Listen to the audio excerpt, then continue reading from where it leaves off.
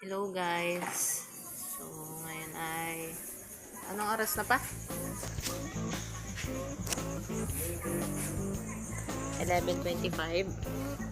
So hindi ko alam yung content ko kanina. So ito yung naisip ko gawin. So mag-video na gantong oras. So walang masyadong tao pag gantong oras. Ayan. Naglahan si Mr. Kanyang paninda. So nakatunga nga lang kami dito. Gantay ang customer. So puting-ting kung ano no. Nakapag-react na ng lahat ng kailangan. Ganito lagi routine namin pag panggabi. Ayan. Kita niyo ba yan? Hindi siya masyado. Pero kukunti na. Kasi medyo napapadalas ako na pag-inilamos. Hindi na ganun kalala. Hindi na gamit ko pag-inilamos. Tamad nga kasi kami mag-skincare ni Mister. Kung napapanood yung ibang video, makikita nyo doon yung mga ginagamit namin skincare. Tapos yung skincare namin, matagal na namin siya nabili. Baka abutin na lang ng expiration date, madami pa rin naman. Kasi nga, bihira kami gumamit ng skincare. Pag naisipan na yun, medyo kaunti na siya. Yan. Sabi ng iba kasi, PCOS. Pero para sa akin, parang hormones na. Parang hormones na rin siya. Medyo, ano na.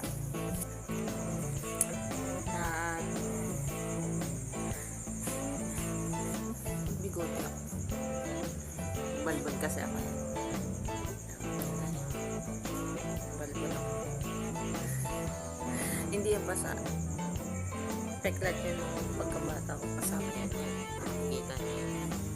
Kung ano talsika ng mantika. So meron din yan dito.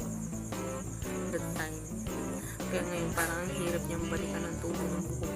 Kasi medyo napaano talaga dito. Kasi kung di ko hinaring kamay kung buong mukha ko meron yan. Tapos naabutan niya ako dito. Natalsikan ako dito. Ng mantika. Tapos ako nakikita niya ko. Baker pa ako nito. Nalaglag ako nun sa hagdanan. Natatanda ko yung nalaglag ako sa hagdanan. Kasi tumalon ako. Tapos napasala yung talon ko kasi biglang inugpog nung kasama ko yung dinadaanan namin. Actually, hindi naman siya totally hagdanan namin. Parang tinatawidan lang na may kahit ano. Siyempre, pag inugpog mo siya umuga. Yun. Lumaglag ako sa tipak ng semento. Tapos natusok to. Kabilaan to hanggang dito sa loob. Nakabutas yan. Tapos pictorial namin ng daycare. Hindi ako nakapag-pictorial kasi nagkaroon ako ng sugat dito na malaki. Malaki yun. Siyempre, maliit pa ako ng malaki. So, ganyan ang routine namin dito. May snack ako. Isang araw pa namin to nabili. So, yan. Mahilig ako sa sweets. Si Mister mahilig sa maalat. Naubos niya na yung kanya. Ako meron pa hanggang ngayon. Ganito po ang routine namin dito.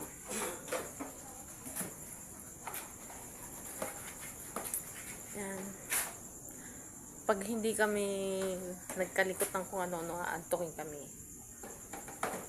Kaya minsan, nood kami sa TikTok, YouTube, gano'n. Minsan nakakaantok. Mas nakakaantok pag walang tao. Compare sa araw na, buwan na taglakas kami, hindi namin napapansin yung oras kasi madaming tao. Pag ganito kasi, lalo pasukan, parang medyo ano yan, mahina. Mga bakasyon, malakas. At, yan. Naiinip kami ni Mister, ganito lang. Patunga-tunga nga, may gagawin kaunti, tigil uli. Gagawin kaunti, tigil uli. Ayun, ganun lang routine namin dito.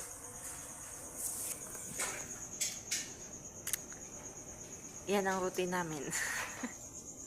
Pag duty kami panggabi. So bukas, day off kami. Hindi ko alam kung anong ano namin. Pero pangmaga na kami ng kapalit na.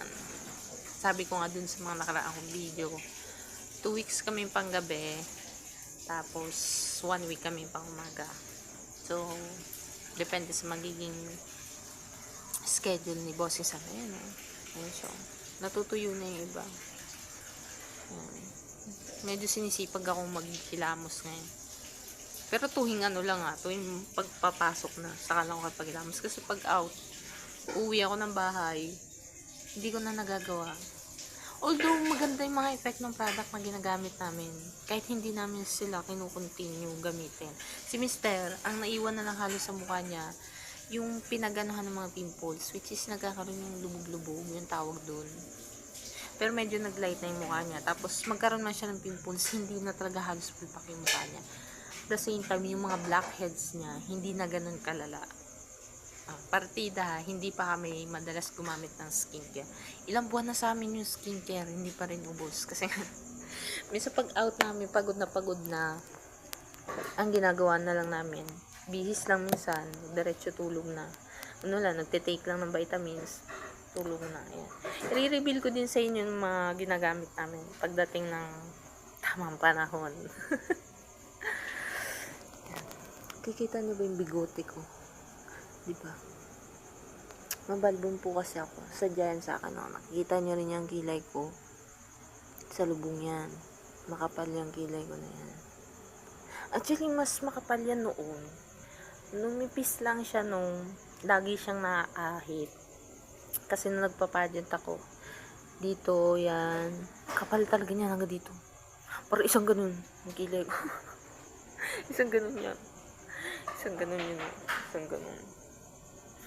Yan. Tapos yung buko naging dry na rin. Dati maganda yung buko. Straight lang na ba, na medyo malipis nga na. Ngayon kasi, naging dry tapos makapal. Yan. Although, ang dami maglagas ang buko naglalagas yung buko. Kasi minsan, sa brand na ginagamit ko shampoo, hindi hiyang. Ganun. Inuubos ko lang, tapos papalitan ko na ulit. Hinahanapan ko na hiyang na shampoo. Ayan, tinan nyo. Diba, buhag-hag. Tapos, dobling bapa ko. Ayan meron pa ako na pag-pimplesan, pero nabubura. Meron ako dito, karaan ito, ayan nagpe-fade na siya. Ang technique lang guys, pag kayo nagkakaroon ng pimples, huwag nyo kutkutin ng kutkutin. Oo. Hayaan nyo lang siyang matuyo. Tapos pag nararamdaman nyo parang nagbabalat, hayaan nyo lang. Hayaan nyo lang siya. Kasi para maiwasan yung pagpeklat nung yan ang ginagawa ko kay Mister. Ang inaalis ko lang talaga sa kanya blackheads. Yung mga pimples, sinasabi ko sa kanya, huwag mo laging gagalawin. Hayaan mo lang.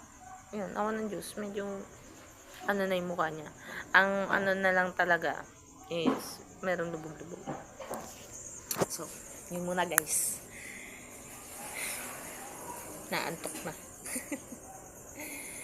So, bye-bye mga kaprobinsyana.